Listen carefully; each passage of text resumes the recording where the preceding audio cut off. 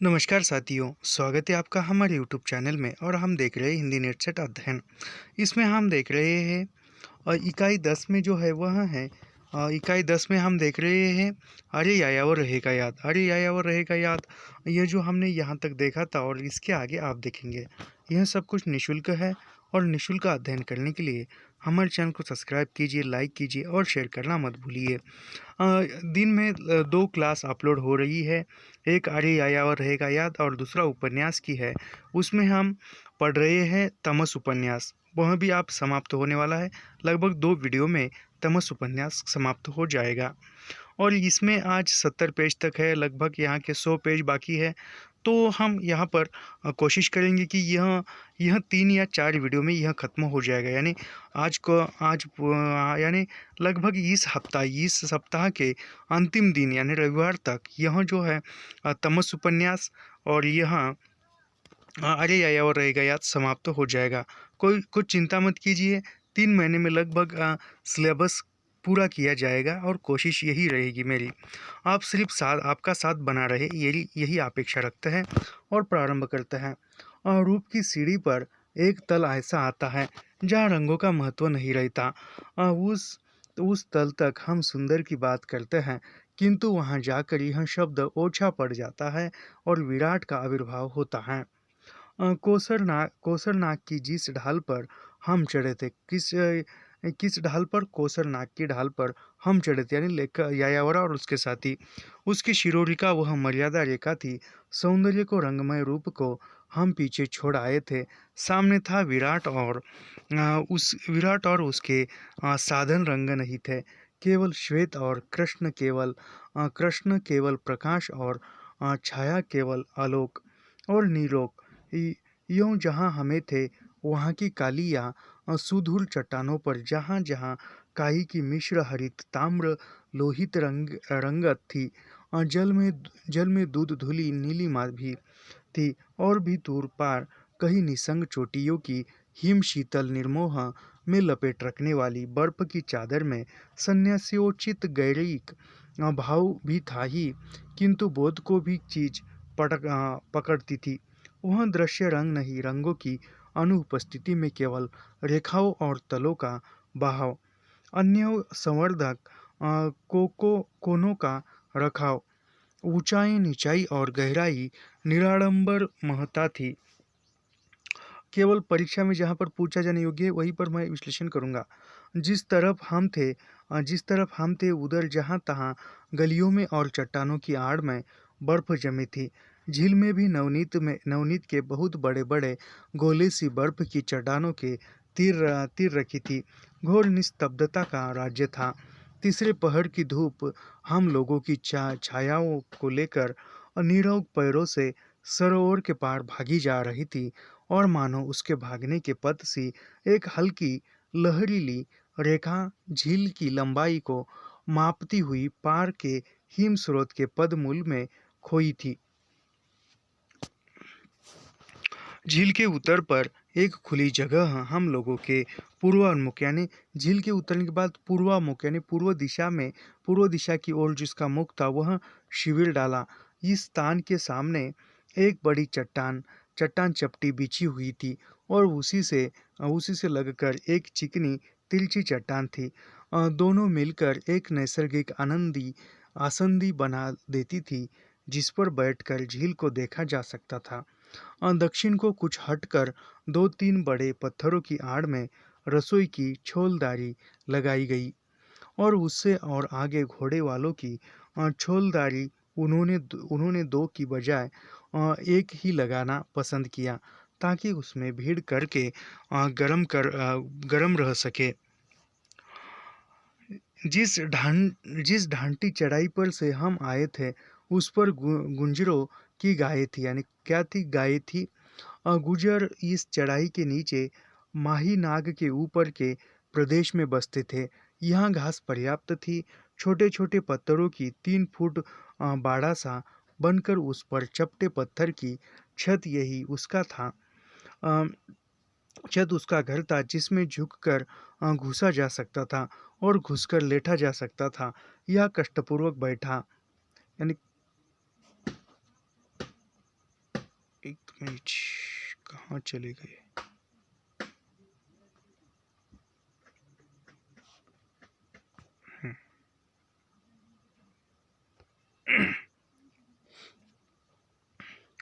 जिस ढाई चढ़ाई पर से हम आए थे उस पर गुजरों की गायें थी। गुजर इस चढ़ाई के नीचे माही नाग के ऊपर के प्रदेश में बसते थे, जहाँ घास पर्याप्त थी। छोटे छोटे पत्थरों की 3 फुट बाड़ा सा बनाकर उस पर चरपटे चपटे पत्थर की छत, यही उसका घर था, जिसमें झुककर जा सकता था और घुस कर लेटा जा सकता था। यह कष्टपूर्वक बैठा इन्हीं इन्हीं गुजरों से दूध की अवस्था कर ली थी। इधर ईंधन हम सब लाए थे और अंतर तीसरे दिन जाकर कुंगवतन से 2-3 घोड़े वाले गुजरे लायक लकड़ी ले आते थे। कुंगवतन से ऊपर 2 काठ था या नहीं।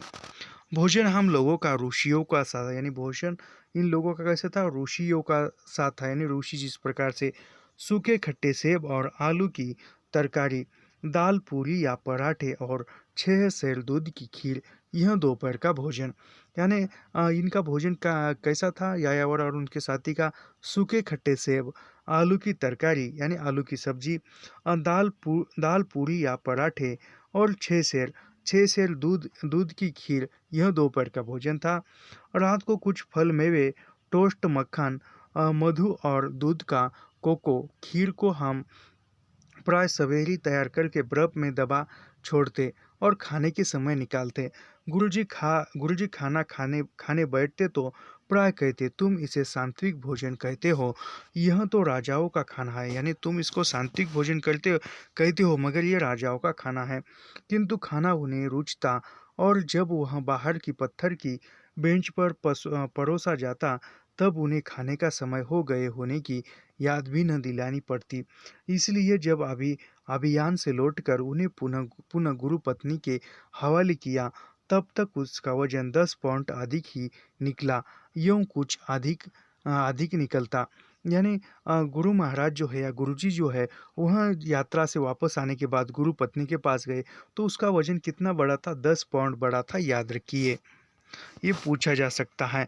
लेकिन बढ़कर फिर वह 5-7 पाउंड घट गया था। कैसे? उसका उल्लेख यथास्थान होगा, यानी फिर बढ़ गया था और फिर से 5-6 पाउंड 5 या 5-7 पाउंड कम भी हो गया था। हम लोगों की दिनचर्या भी सीधी थी। दिन रात 2-2 घंटे बाद हम लोग किरमिज की नौका में झील पर जाकर अपने विद्युदर्शक की गहराई बदल देते थे। 8 घंटे बाद विद्युदर्शक को निकालकर उसमें से फिल्म निकाल कर दूसरी फिल्म लगा देना, यानी एक रील प्रकार का होता है, उसको फिल्म। गुरुजी प्रत्येक बार जाते थे। मैं और बड़े जोशी जी बारी बारी से उसके साथ। छोटे जोशी जी को इससे मुक्ति थी, किंतु यहाँ पर कॉस्मिक किरणों के विषय में कुछ परिचयात्मक विवरण देना उचित होगा। सन 1815 में रांटजेन द्वारा क्ष किरणों की खोज भौतिक विज्ञान के इतिहास में एक महान घटना हुई। यानी यहाँ पर याद रखिए, सन 1815 में राटजेन ने क्षय किरणों की खोज, यानी क्षय किरणों की खोज किसने की थी? तो राटजेन ने की थी, याद रखिए। और ये भौतिक विज्ञान के इतिहास में एक महान घटना हुई, क्योंकि इससे उस नई विचार परंपरा का आभास हुआ जिसने पदार्थ की अंतररचना के विषय में वैज्ञानिकों की धारणाओं को आमूल आमूल बदल दिया। अगले कुछ वर्षों में ही रेडियम धर्मिता और रेडियम धातु का पता लगा, और फिर विकिरण शक्ति में अल्फा बेटा और गामा किरणों का पृथक्करण हुआ। अल्फा बेटा गामा, यह किरणों के नाम है, याद रखिए। अंग्रेज वैज्ञानिक विल्सन ने जब अपने कृत्रिम मेघमंडल के द्वारा इलेक्ट्रॉन को देखना और उसके चित्र लेना संभव कर दिया। यानी किसने? अंग्रेज वैज्ञानिक था, उसका नाम था क्या? विलियम्स ने जो कृत्रिम मेघमंडल बनाया था, उसके द्वारा इलेक्ट्रॉन को देखना, चित्र लेना संभव किया था। यानी इलेक्ट्रॉन का चित्र लेना, देखना किसने संभव किया था? तो विलियम्स ने किया था। और ये विलियम्स अंग्रेजी वैज्ञानिक थे। विलियम्स ने उसको संभव किया था और कृत्रिम मेघमंडल द्वारा किया था, याद रखिए।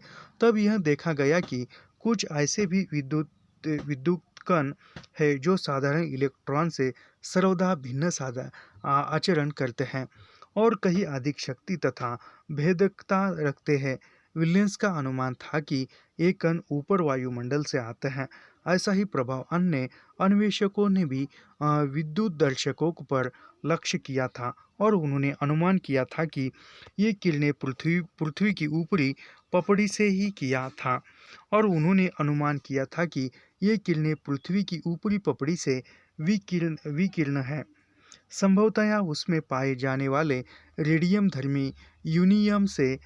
किंतु 1909 में स्विट्जरलैंड में गे गेकेल ने, यानी गेकेल किस देश का है? तो स्विट्जरलैंड का है। उसने 1909 में स्विट्जरलैंड में 1909 में गेकेल ने और अंतरस हेस और कोल हर्ट्स ने सिद्ध किया कि ये किरणें पृथ्वी तल की अपेक्षा ऊंचाई पर वायुमंडल में अधिक सक्रिय होती है और गुब्बारे में ऊपर भेजे गए विद्युतीय दर्शक में अविष्ट विद्युत को अधिक विसर्जित कर लेती है।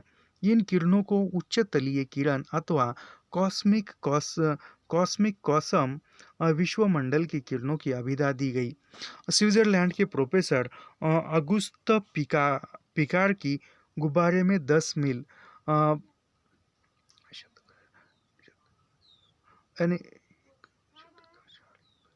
यानी 52,000 फीट ऊंची उड़ान के लिए शाही कार्य ने जुदा दुनिया को चकित कर दिया था। यानी किसने 52,000 फीट ऊंचाई को ये किया था? तो वह जो है स्विट्जरलैंड के प्रोफेसर अगुस्त पिकार ने किया था, याद रखिए। अमेरिकी वैज्ञानिक मिलिकन, अमेरिकी वैज्ञानिक का नाम क्या है? R. A. मिलिकन अंतरत नोबेल पुरस्कार विजेता, यानी अंतरत अंतर अनंतरर नोबेल पुरस्कार विजेता कौन है? तो वो अमेरिकी की वैज्ञानिक R. A. मिलिकन है, याद रखिए। ने इन किरणों का अध्ययन आरंभ किया। उन्होंने इन किरणों की तीव्रता का मापन भी किया। पृथ्वी के वायुमंडल में इतनी भेदक और शक्तिशाली किरणें उत्पन्न करने वाली किसी क्रिया, विधि या घटना की अनुपस्थिति में मिलिकन ने निष्कर्ष निकाला कि ये किरणें पृथ्वी के वायुमंडल की चरम सीमा के भी बाहर से आती है। उससे पहले एक धारणा यह थी कि किरणों के बारे में वायुमंडल के बाहरी स्तरों में कहीं उत्पन्न होती है। जिस समय हमारा अभियान कोसरनाग गया, उस समय कॉस्मिक किरण संबंधी ज्ञान की यही अवस्था थी। यो अनुमान अनेक प्रकार के थे और उन्हीं के आधार पर विभिन्न देशों के वैज्ञानिक विभिन्न दिशाओं में खोज यंत्रों का आविष्कार और संबंध क्रियाओं घटनाओं का मापन कर रहे थे।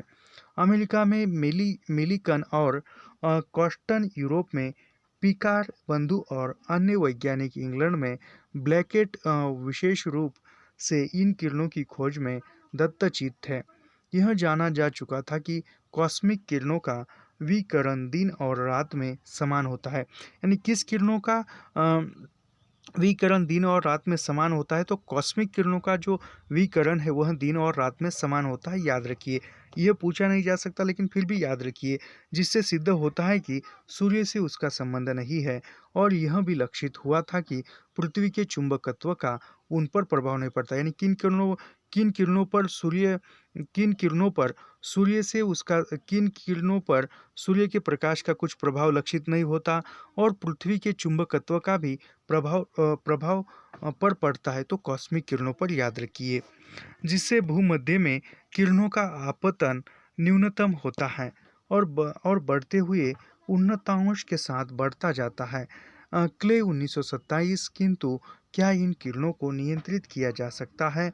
क्या इनके द्वारा मशीनें चलाई जा सकती है और इस प्रकार चिरंतर गतिशीलता की ग्रंथि खोली जा सकती है? इन किरणों का शरीर तंतुओं के निर्माण वार्धक्य क्षय पर क्या प्रभाव पड़ता है? क्या उसे वश में किया जा सकता है? क्या इन किरणों का चिकित्सक उपयोग हो सकता है?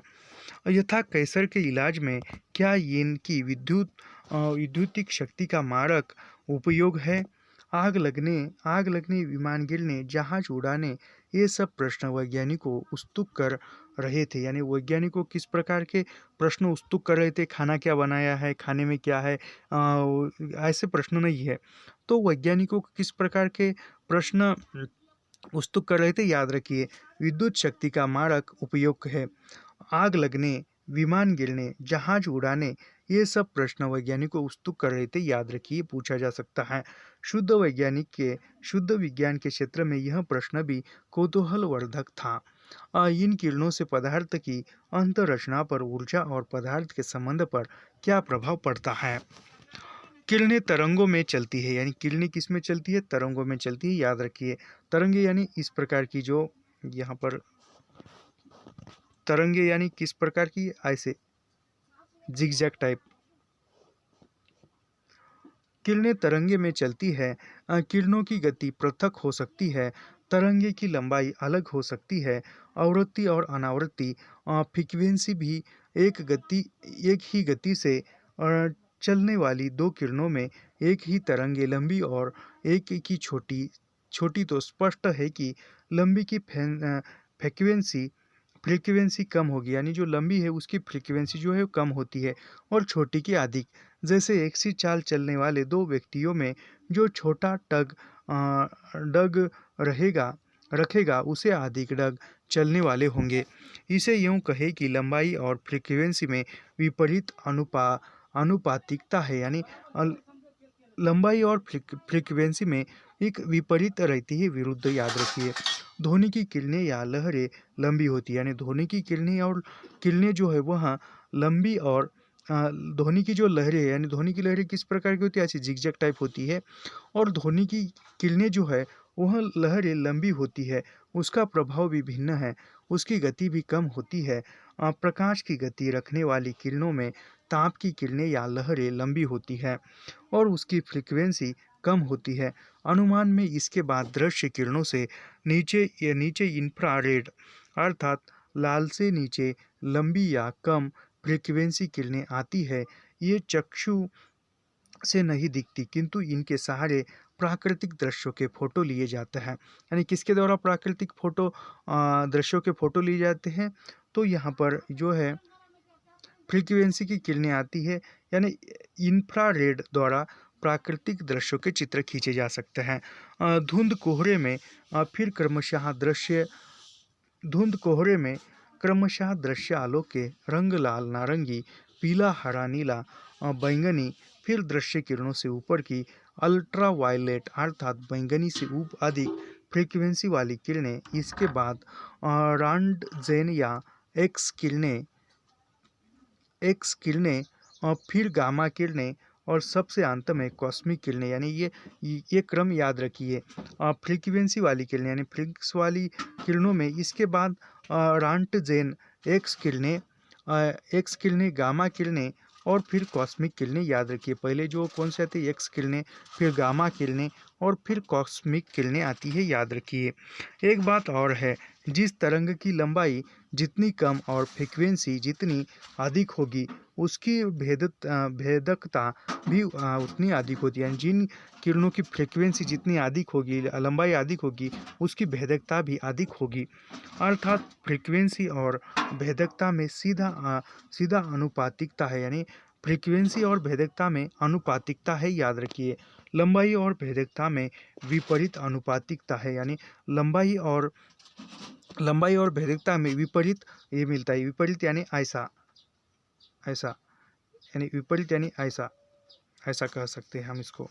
एक का मुंह इधर और एक का इधर, यानी विरुद्ध। इससे परिणाम यह निकला कि यदि हम दो प्रकार की किरणों में से एक की लंबाई और फ्रीक्वेंसी जानते हो, तो दूसरों के साथ उसकी भेदकता की तुलना करके दूसरी लंबाई और फ्रीक्वेंसी का अनुमान कर सकते हैं, और इसी प्रकार की तुलना द्वारा उसे उत्पन्न करने वाली विद्युतिक ऊर्जा का भी कॉस्मिक किरणों के अध्ययन में यह बात महत्व रखती है। हम लोग इसी भेदकता का एक मिनट रुकिए।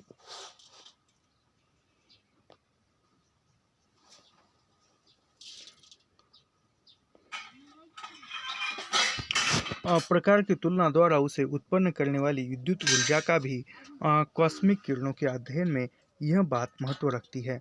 हम लोग इसी भेदकता का अध्ययन कर रहे थे। विद्युत दर्शक के तारों को आविष्ट करके पानी के नीचे विभिन्न तलों पर रख देखते हैं कि उसका आवेश किस गति से नष्ट होता है। क्वार्टर्स कॉटर से खींचे हुए दो अत्यंत सूक्ष्म तार इसमें लगाए गए थे और शून्य वैक्यूम में बंद थे। समान युद्धिक आवेश से दोनों तार एक दूसरे को विकर्षित करते थे और उससे बीच में फासला पड़ जाता था। तारों के नीचे एक बैटरी की बत्ती थी, यानी तारों के नीचे एक बैटरी की बत्ती थी। ऊपर एक छोटी सी दरार जिसमें से दोनों तारों की स्थिति देखी जा सकती थी। इससे ऊपर एक घड़ी की फोटो की फिल्म रखी जाती थी। घड़ी का संबंध बैटरी से था। प्रत्येक 8 मिनट बाद बल्ब जल जाता था, यानी कितने मिनट बाद? 8 मिनट बाद जो है बल्ब जल जाता था, याद रखिए। और फिल्म पर तारों का फोटो खींच जाता था, यानी जब 8 मिनट बाद बल्ब जल जाता था, लाइट जल जाती थी, तब फोटो खींचा जाता था, याद रखिए। 2 घंटे बाद तल में परिवर्तन कर देते थे। 8 घंटे की फिल्म निकाल कर धोकर फिर अन्वेषक से तारों की दूरी और उसमें परिवर्तन की दर नाप लेते थे। फिर इसका ग्राफ बनाकर देखते थे कि किस गहराई पर किस दर से आवेश नष्ट होता है। यानी ये आगे जो थे वैज्ञानिक थे, तो याद रखिए। यह यह सन 1930 की बात है, यानी कब की बात है? 1930 की है। उचित होगा कि उसके बाद अब तक की खोज का संक्षिप्त परिचय भी यहाँ दे दिया जाए। गुरुजी ने उसके बाद जावा के पास समुद्र तल में भी माप लिए थे। मैं तब जेल में था, यानी 1930 में लेखक जेल में थे, याद रखिए। और किसने माप लिया था? गुरुजी ने माप लिया था। चाहने पर और उसके जमानत पर छुड़ा ले जाने का यत्न करने पर भी न जा सका। वह शिकागो में काम कर रहे हैं। आप भारत में इस विषय के प्रमुख अन्वेषक प्रोफेसर भाभा और मेरे ही कॉलेज के डॉक्टर गिल है। यानी भारत में जो है इसके अध्ययन करने वाले प्रोफेसर भाभा और डॉक्टर गिल है। डॉक्टर गिल हिमालय में 2 अभियान कर आए और अब विमान द्वारा भूमध्य मेखला के ऊपर के वायुमंडल के अध्ययन में लगे। यानी डॉक्टर गिल जो है वह विमान द्वारा भूमध्य मेखला के ऊपर वायुमंडल के अध्ययन में लगे हैं, याद रखिए।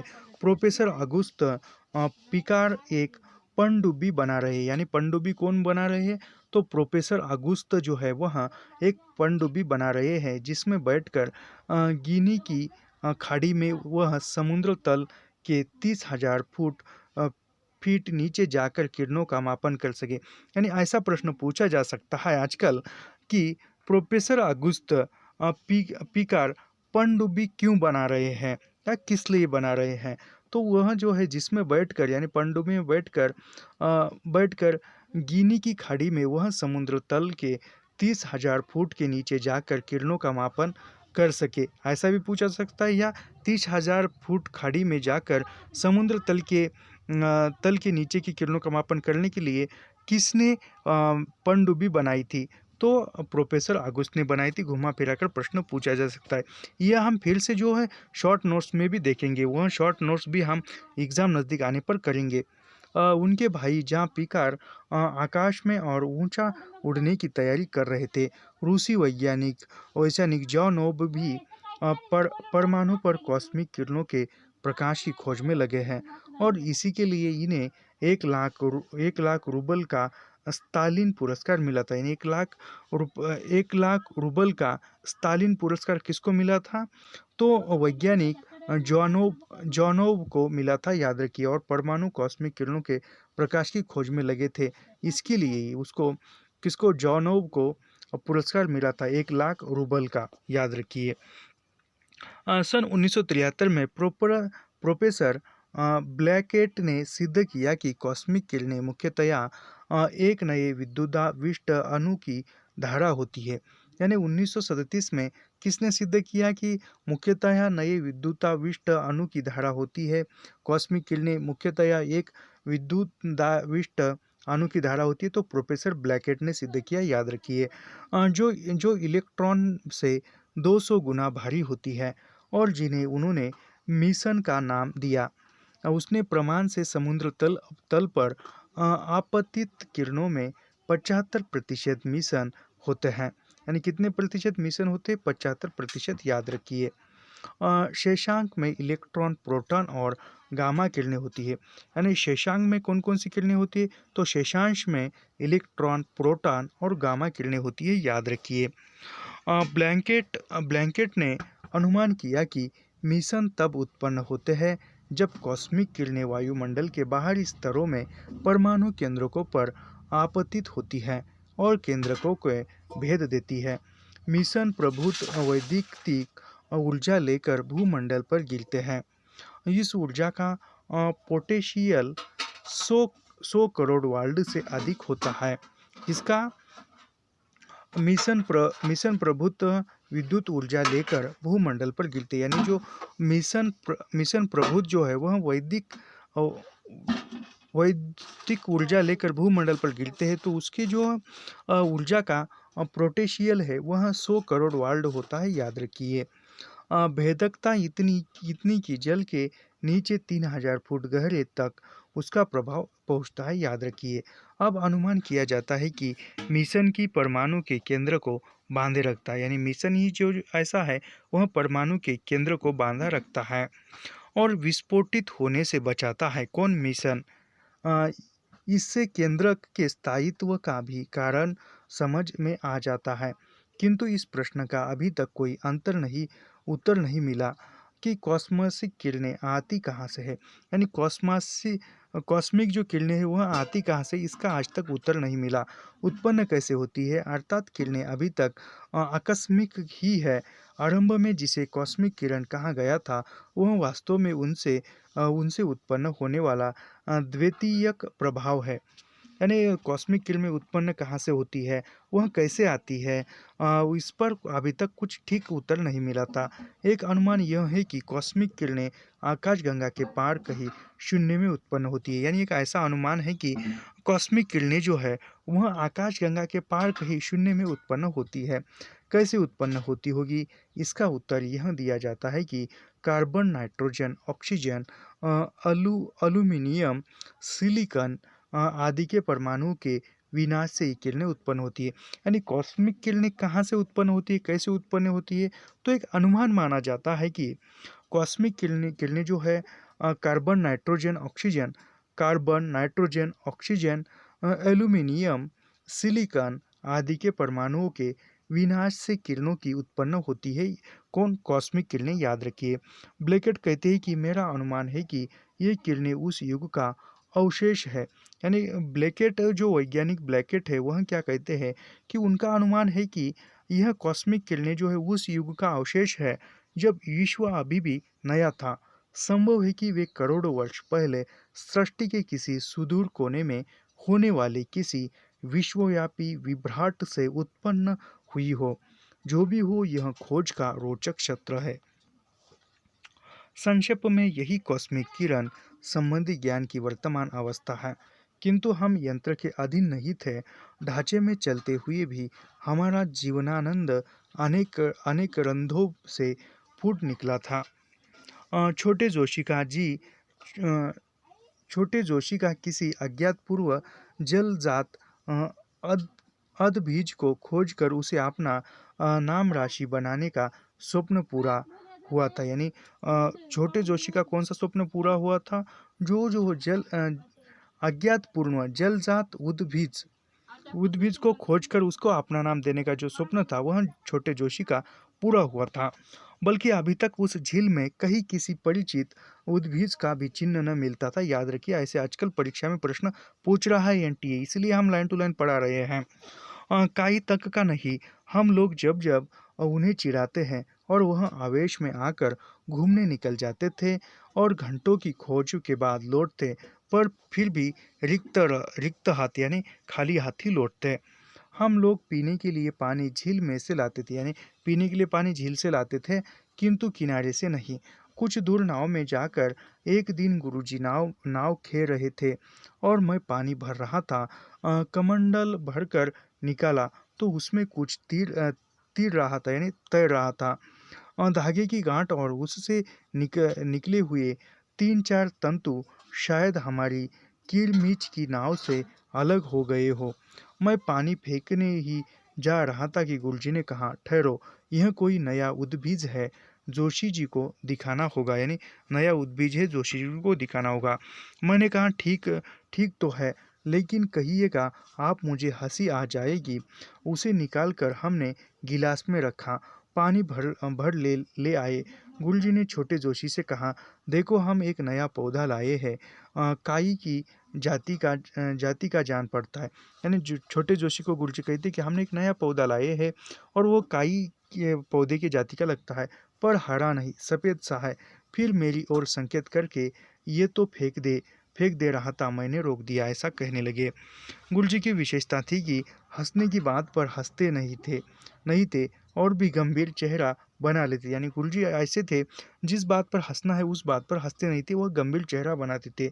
उनकी इस वैज्ञानिकोचित गंभीरता से प्रभावित होकर छोटे जोशी ने कहा, कहाँ देखूँ, सफ़ेद तो होगा ही, इतनी ऊंचाई पर हरा थोड़े ही होगा, यानी इतनी ऊंचाई पर हरा थोड़े ही होगा, सफ़ेद ही होगा। गुरुजी ने कहा, हाँ हाँ, और यह सतह पर था भी नहीं, गहरे पानी का उद्भिज होगा न।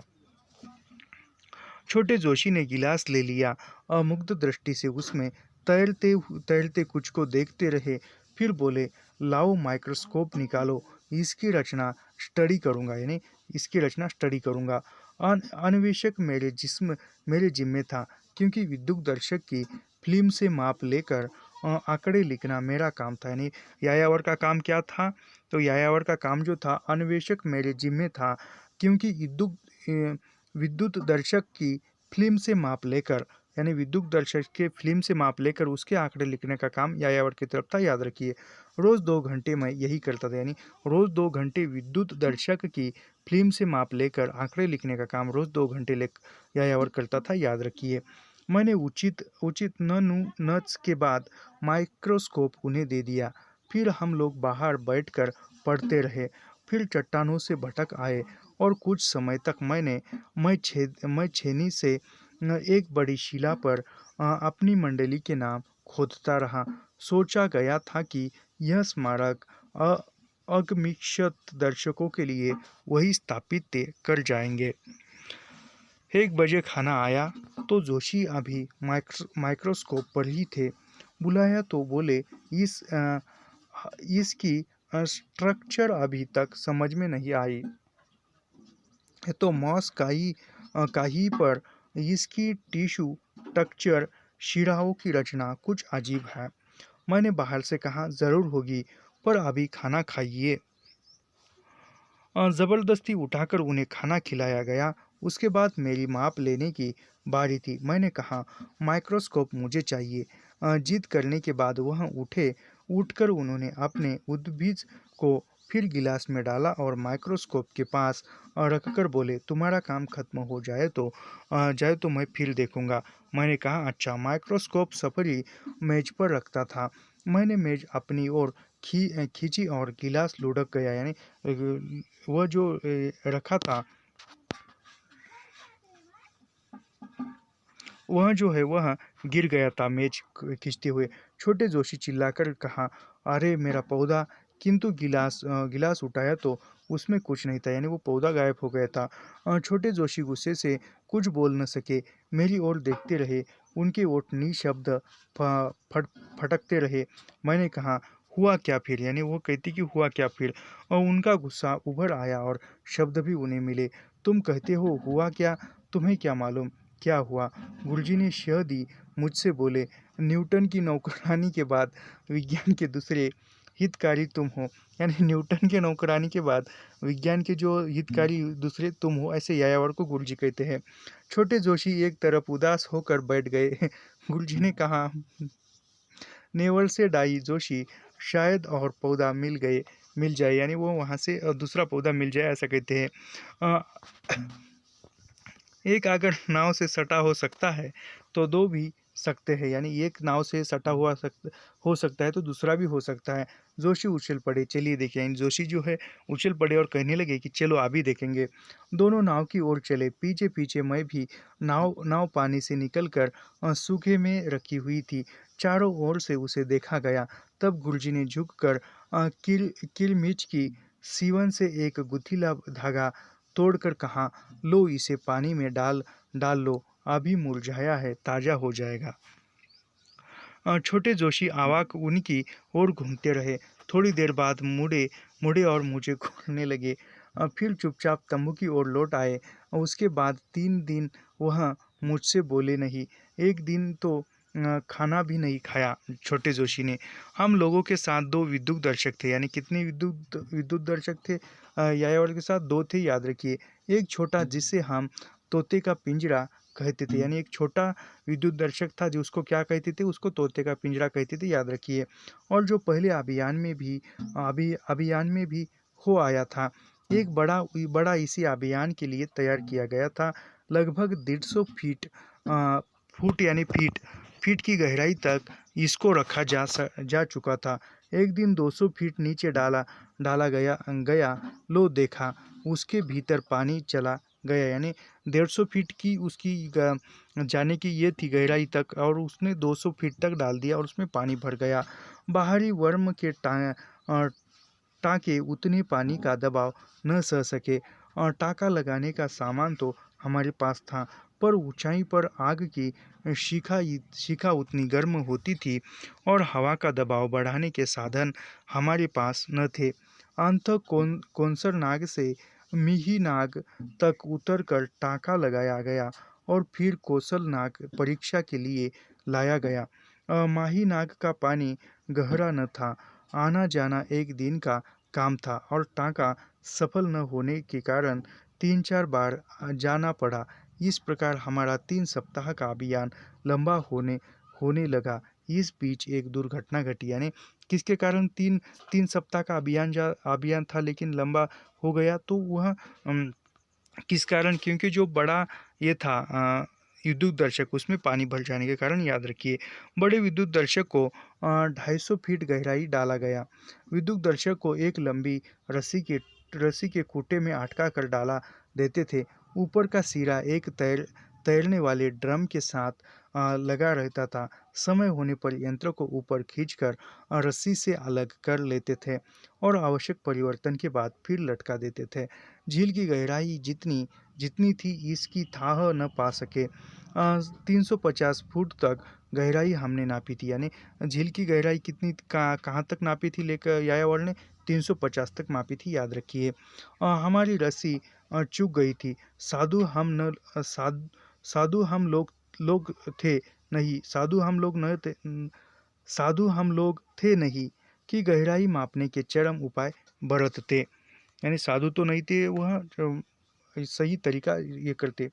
2 घंटे बाद गहराई बदलने जाना चाहिए था, किंतु उस दिन तेज हवा थी और झील में फेन लहरों उठ रही थी। हमारी किरमिच की खटिया सी नोक उसमें न जा सकती थी। 3 घंटे बाद जब हम पहुँचे तो रस्सी ढीली करने पर हम कुछ हल्की सी मालूम हुई, यानी वहाँ पर जो थी वह विद्युत दर्शक वहाँ चला गया था। 2 घंटे बाद जाना था लेकिन तेज हवा छूटने के कारण वह न जा सके। उसे खींचकर निकाला गया। वह क्रमशः हल्की होती हुई ऊपर उठी और कांपते हाथों से गुरुजी ने जब उसका अंतिम अंश निकाला तो देखा उसके नीचे कुंडा छूचा लटक रहा है। विद्युत दर्शक नहीं था, यानी विद्युत दर्शक गायब हो गया था। जो लोग कम बोलते हैं वे ही मुझे अच्छे लगते हैं, यानी यायावर को किस प्रकार के लोग अच्छे लगते थे? जो कम बोलते थे वही, ज़्यादा बोलने वाले नहीं। किंतु जो लोग काम के वक्त एक शब्द भी नष्ट नहीं करते उनके सामने मैं श्रद्धा विनत हूँ। गुरुजी ने रस्सी पानी में डाल दी, तैरने वाले ड्रम को देखा और एक बार चारों ओर नज़र दौड़ाकर उसकी स्थिति मानो निश्चित कर ली। फिर बोले, वापस ले चलो, वी मर्ड ट्रैंग द लेक। मैंने चुपचाप दौड़ खेना शुरू किया। मन ही मन गणित के एक प्रश्न से उलझा रहा। 2.5 मील लंबाई पौन मील चौड़ी झील में कितने वर्ग गप होते हैं? और हमारी 2 वर्ग गज की नौका घंटे में 2 मील की चाल से कितने घंटे या दिन सप्ताहों में उसे नाप सकेगी?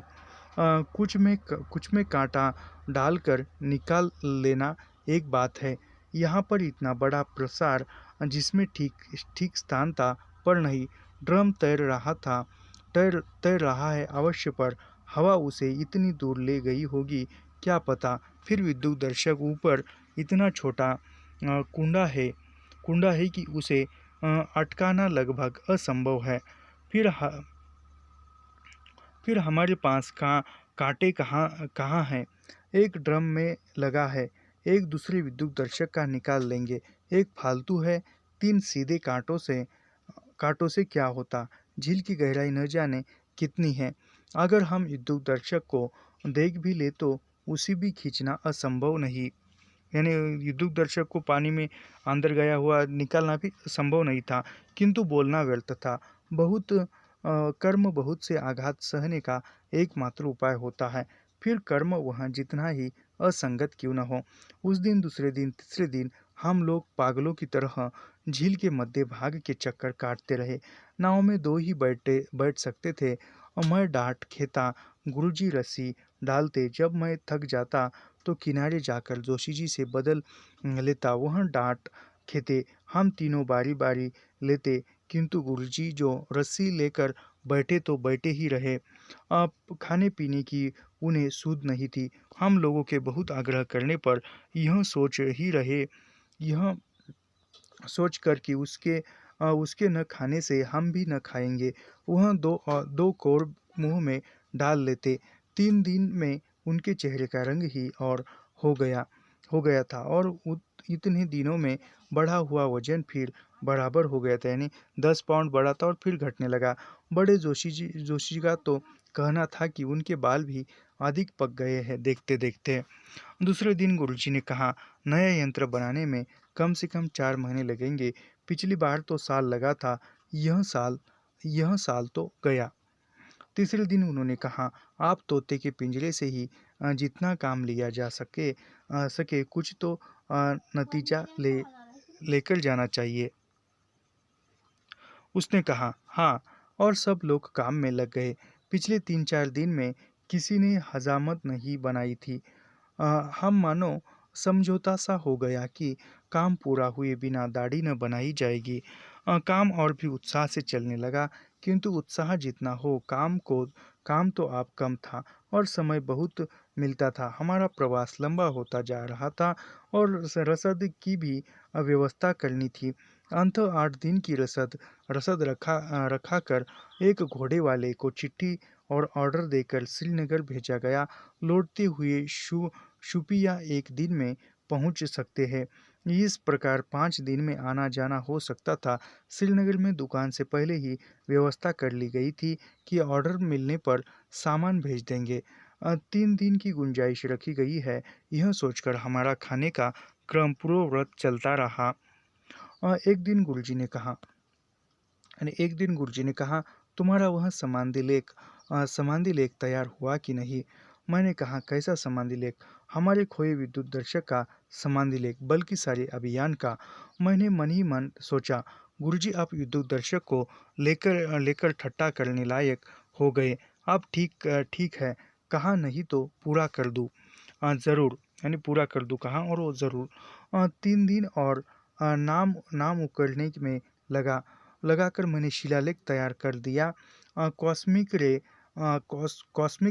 एक्सपेडिशन, अगस्त 1939। इसके बाद चारों के नाम और कॉलेज का नाम इस शिला के आसपास बैठकर फोटो भी लिया गया। मैंने फोटो लिया। अंत में मेरे स्थान पर एक टोपी रख दी गई। अब उस अभियान का स्मारक फोटो ही हमारे पास बचा है। 5 दिन हो गए, रसद नहीं आई। कल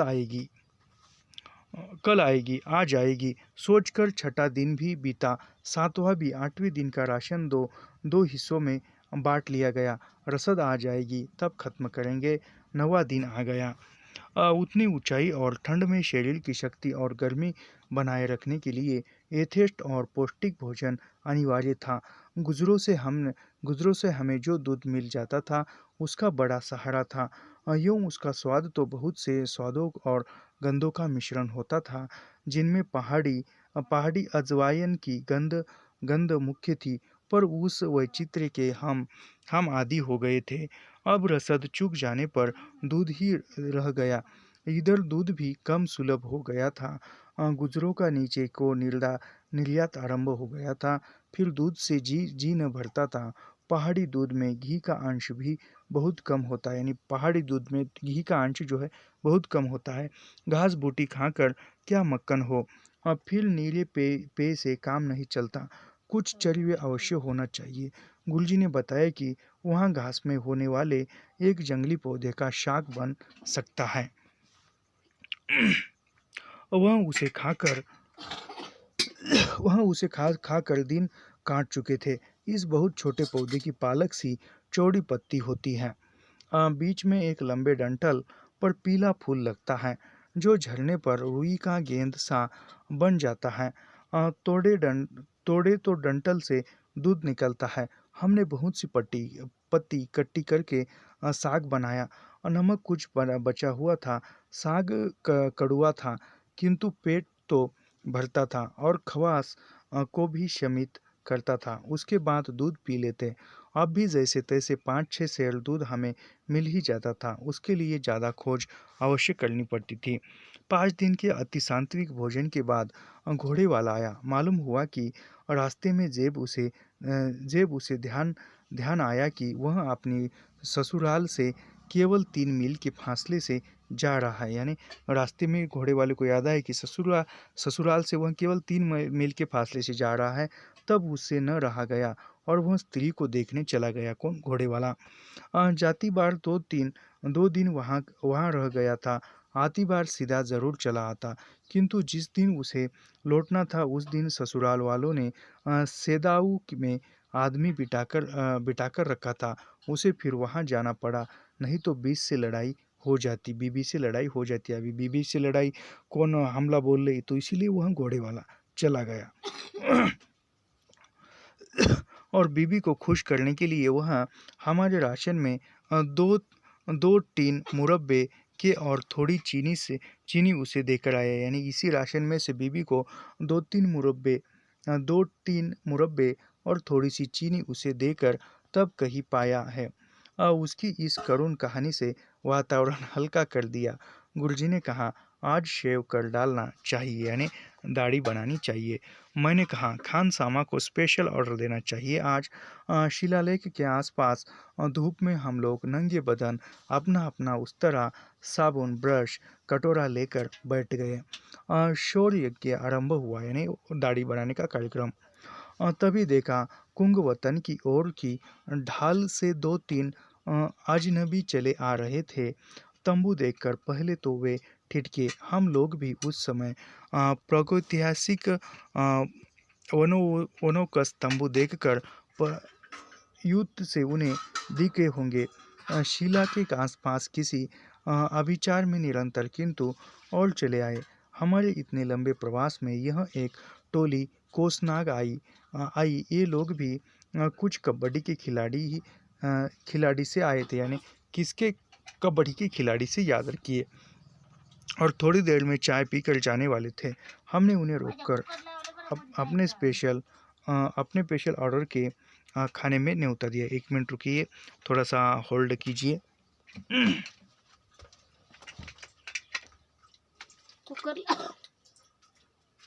थाम।